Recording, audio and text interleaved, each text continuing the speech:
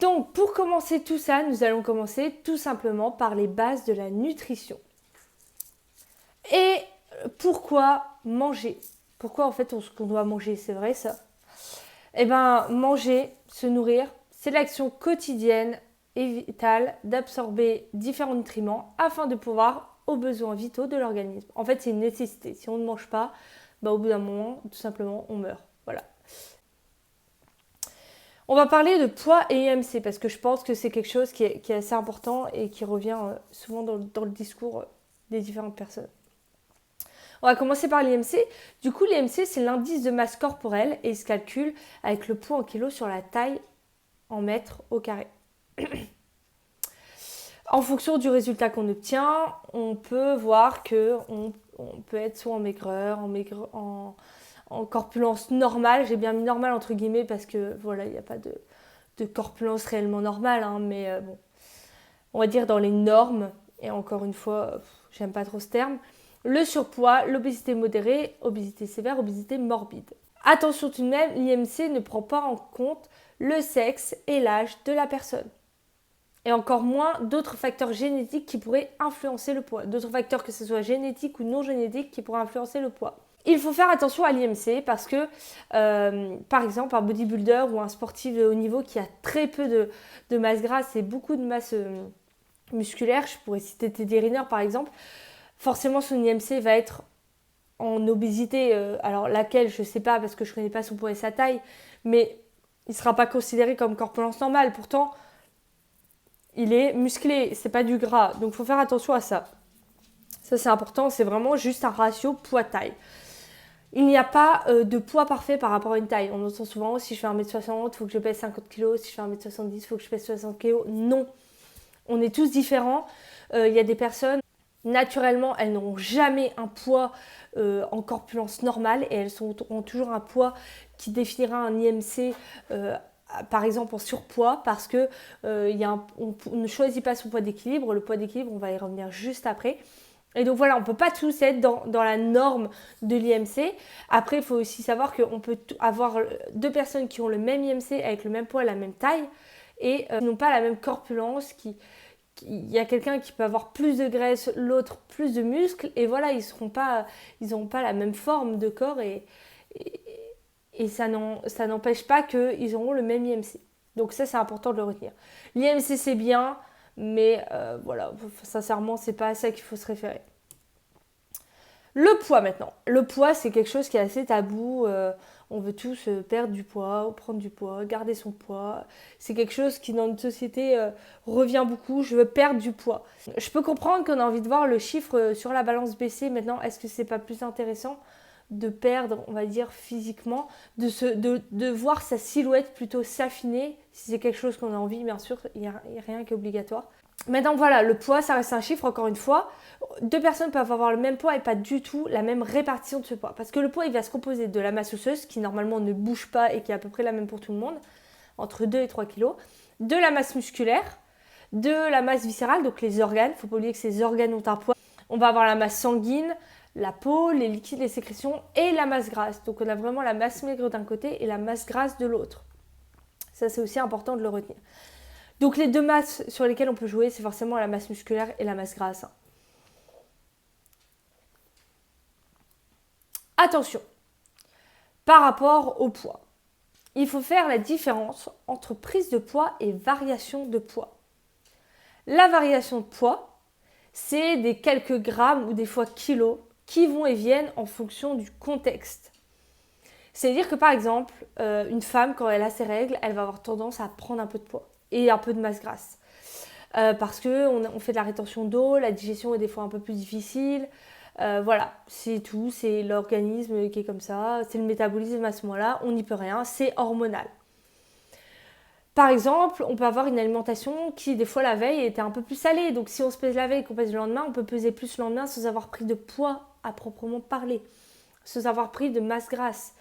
Ça ne veut pas dire que si on se pèse la veille et qu'on a pris, je sais pas, 1 kilo le lendemain, qu'on doit se dire « Oh, faut que je fasse attention aujourd'hui, j'ai pris 1 kilo ». Non, parce que peut-être que si cette journée-là, vous mangez un peu moins salé, mais sans vous en rendre compte, le lendemain, vous vous repesez, vous êtes à nouveau au poids d'il y a 2 jours. Et c'est pas parce que vous aurez fait des efforts ou pas d'efforts, c'est juste que Voilà, on a comme ça des mouvements d'eau dans le corps qu'on ne peut pas contrôler. Alors ça peut aussi aller du coup avec les vacances. En vacances, on fait un peu moins attention. Pour le coup, là, c'est des fois on mange aussi un peu plus salé. On boit des fois un peu plus d'alcool. Donc voilà, on prend peut-être 1 ou 2 kilos ou peut-être un peu plus pendant les vacances. Mais si en rentrant, on remange comme avant les vacances, normalement le poids il se réajuste. Donc voilà.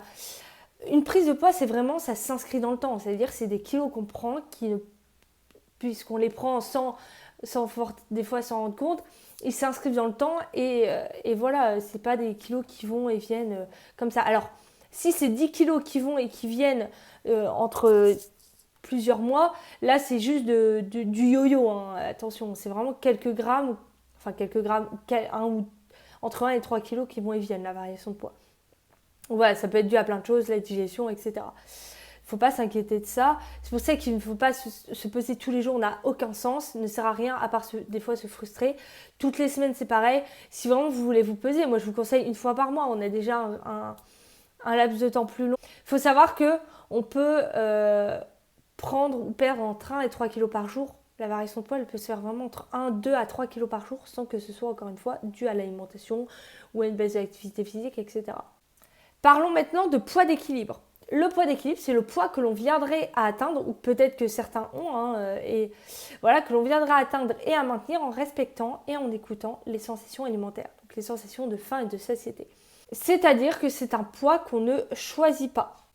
On ne le choisit pas parce qu'en fait, c'est le poids qu'on a naturellement, qui est dans nos gènes. C'est-à-dire que normalement, en fait, et moi j'ai une prise en charge qui est très comme ça et dont je vous parlerai vraiment dans d'autres vidéos, on reviendra vraiment sur ces sensations alimentaires, c'est qu'en écoutant seulement ces sensations alimentaires, on peut arriver à notre poids d'équilibre. Donc c'est-à-dire que si on doit perdre du poids, on perdra du poids. Si on doit prendre du poids, on prendra du poids.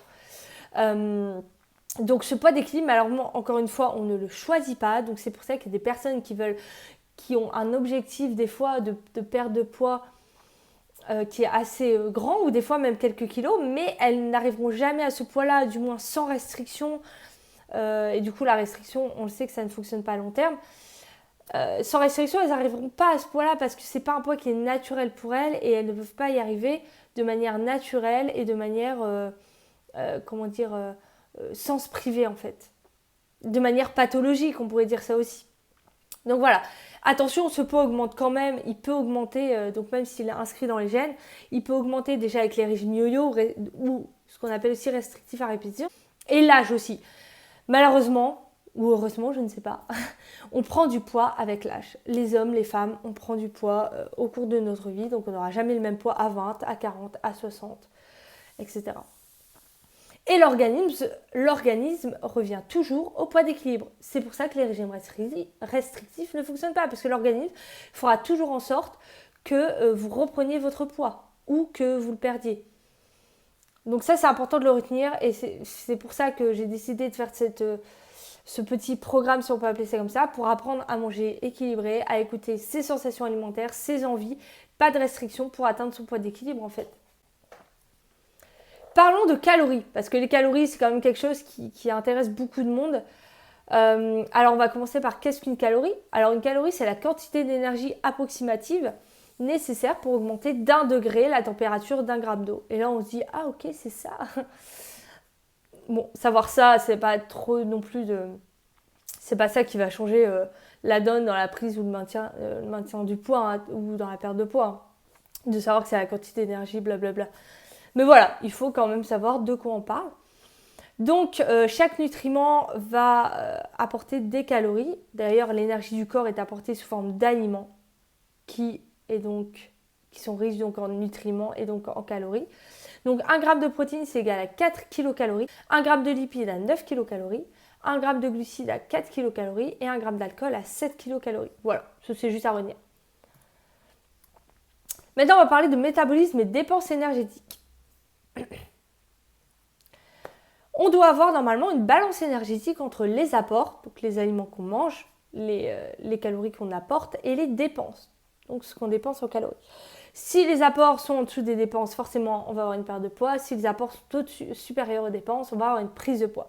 Alors ça, c'est génial hein, de penser comme ça. Maintenant, je pense que c'est important aussi de perdre du poids et donc d'avoir des apports en dessous des dépenses naturellement.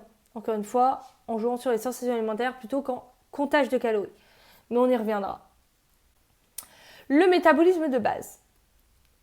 Le métabolisme de base, je ne sais pas si vous en avez déjà entendu parler, c'est le travail nécessaire à la vie cellulaire et c'est l'énergie dépensée par les organes pour leur fonctionnement. Il va dépendre de l'âge, du poids, de la taille, du sexe de la personne. Le métabolisme de base, c'est vraiment l'énergie qu'on dépense quand on dort depuis pas mal d'heures. En fait, c'est l'énergie, c'est une énergie qu'on dépense quand on est au repos, couché au moins depuis 2 heures, à jeun depuis 12 heures, dans une température, on n'a pas froid, on n'a pas chaud. Ça c'est vraiment le travail qui est nécessaire à la vie cellulaire. C'est-à-dire que c'est les calories minimum qu'on doit apporter au corps pour qu'il fonctionne un minimum. Parce que quand on dort depuis pas mal d'heures, vous vous doutez qu'on ne dépense pas énormément de calories. On en dépense quand même. Du coup, si on apporte moins, on y reviendra aussi un peu plus en détail, mais si on apporte moins de calories que ce que le métabolisme de base a besoin, déjà, on part mal. Parce que c'est-à-dire qu'on n'apporte pas assez pour que le corps fonctionne quand on dort, quand on ne fait rien. Donc pour que les organes puissent faire ce qu'ils ont à faire, ce qui est quand même, au final, dangereux à long terme. Donc voilà, le métabolisme de base, c'est vraiment le strict minimum de ce qu'on doit apporter en calories, si jamais on compte ses calories. C'est important parce qu'il y a beaucoup de régimes restrictifs qui sont en dessous du métabolisme de base. Et alors déjà que les régimes restrictifs ne fonctionnent pas, mais alors si on est en dessous, ça peut vraiment devenir dangereux. Le métabolisme de base, on peut le calculer via les formules que vous voyez. Donc par exemple, pour une personne de 68 kg, 1m70, 25 ans, si je prends la formule, je calcule en dessous, mon métabolisme de base, c'est 1504,87 calories. On va arrondir à 1500. Donc il faut que je mange au minimum 1500 calories par jour pour que mon organisme fonctionne bien. Fonctionne bien en sachant quand je dors. Donc voilà, on peut se servir de ça pour calculer. Ce qui ne veut pas dire que si on veut perdre du poids, il faut seulement manger les calories. Par exemple, il faudrait que moi, si imaginons demain je veux perdre du poids, est-ce que je me dis, du coup je dois manger 1500 calories, c'est tout? Non. Non et non. Parce qu'au métabolisme de base, pour la dépense énergétique journalière, qui est l'énergie que l'on dépense tout au long de la journée, l'énergie que l'on dépense quotidiennement, il faut ajouter à ça le NAP qu'on va voir juste après. Donc, il faut multiplier le métabolisme de base par le NAP. Le NAP, c'est le niveau d'activité physique. Donc, c'est l'ensemble des activités qui induisent une dépense énergétique supérieure à celle du repos. C'est-à-dire, ça peut être quand on fait le ménage, quand tout simplement on est en réunion sur sa chaise et qu'on bouge. Ça peut être le sport aussi, ça peut être juste aller marcher chercher le pain ou se déplacer chez soi, de la chambre à la salle de bain pour aller se laver les dents. C'est plein de trucs. Attention toutefois, l'activité physique et sportive sont des activités différentes. Mais ça, on y reviendra aussi dans une vidéo vraiment qui sera sur l'activité physique. Là, le niveau d'activité physique, ça englobe vraiment tout ce qui est quand on dort pas, quoi. Si on peut résumer ça comme ça.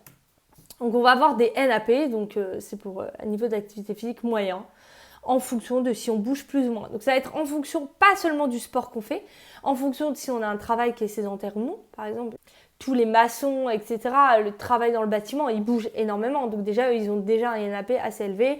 Après, ce sera, est-ce que si on a un travail sédentaire, est-ce qu'on bouge pas mal à côté de notre travail? Est-ce qu'on fait du sport, etc. Donc la dépense énergétique journalière, encore une fois, c'est le métabolisme de base multiplié par le niveau d'activité physique. Si je reprends mon exemple, par exemple, travail sédentaire, mais personne qui marche un petit peu, fait du sport 2-3 fois par semaine, on va avoir une DEJ de 1500 avec ce qu'on avait calculé avant, fois un NAP de 1,7, parce que 1,7, travail ici avec petit déplacement c'est 1,6, mais si on rajoute le sport, on peut aller jusqu'à 1,7 des fois, voire 1,8, ça dépend vraiment de la personne. Et ça nous fait un total de 2550 kcal. Donc par exemple, si moi, on va dire que c'est à peu près moi, parce que ça c'est un peu ça. Je dépense 2000 environ, parce que ça reste très théorique. Maintenant, on a tous un métabolisme différent, mais sur le papier, je dois manger 2550 kcal par jour. Donc si je veux perdre du poids, je ne suis pas obligée d'être à 1500. Retirer 1000 calories, c'est beaucoup trop par exemple. Mais du coup, voilà. Ce qui fait que je peux apporter jusqu'à 2550 kilocalories par jour sans prendre de poids. Ça, c'est important de le comprendre. Encore une fois, cette DEJ, c'est théorique. C'est-à-dire qu'on a eu des calculs, les chercheurs ont réussi à trouver des calculs, etc., des NAP moyens. Maintenant, Est-ce qu'on dépense vraiment autant ou est-ce qu'on dépense pas plus? Ça, le seul moyen de le savoir, c'est de faire des tests hyper poussés qui doivent coûter très cher, dont on n'a pas accès, hein, tout simplement. Donc voilà, ça reste quelque chose de très théorique. C'est pour ça que calculer ses calories, c'est pas forcément la meilleure solution, sachant que d'une journée à l'autre, on va bouger plus ou moins, etc., etc. Dans la journée, on dépense de l'énergie via le métabolisme de base, donc voilà, via l'activité physique et les déplacements de la vie quotidienne, et activité physique et sportive, mais pas que. C'est pas les deux seuls, on va dire, éléments qui font qu'on dépense de l'énergie. Même si c'est à partir de ça qu'on calcule la dépense énergétique. On va aussi avoir la thermogénèse postprandiale. La thermogénèse postprandiale, c'est l'effet thermique des aliments. C'est-à-dire qu'après avoir mangé des aliments, le corps il va brûler des calories lors de la digestion. C'est-à-dire que c'est-à-dire que les aliments induisent une dépense calorique. Si vous ne mangez pas, vous n'avez pas cette dépense calorique par les aliments. Vous allez dire, ouais, mais si je ne mange pas, je n'apporte pas de calories. Oui, mais du coup, encore une fois, manger c'est une nécessité, il faut apporter des calories, on en a besoin pour vivre. Et cette ingestion d'aliments, cette thermogénèse représente jusqu'à 10% de l'énergie ingérée. C'est-à-dire que si je mange un repas à 1000 calories, ça peut représenter quand même 100 kilocalories de dépensés. Et par exemple, les protéines, vont représenter beaucoup d'énergie lors de la digestion, d'énergie brûlée. Après, c'est pas pour ça qu'il faut manger que des protéines, hein. Attention. Et la dépense énergétique va aussi se faire via la thermorégulation. La thermorégulation, c'est l'énergie utilisée par le corps pour rester à 37 degrés. Si demain vous allez dehors et qu'il fait froid, si vous avez un peu froid malgré que vous ayez un manteau, le corps va essayer de rester à 37 degrés. Il va dépenser des calories.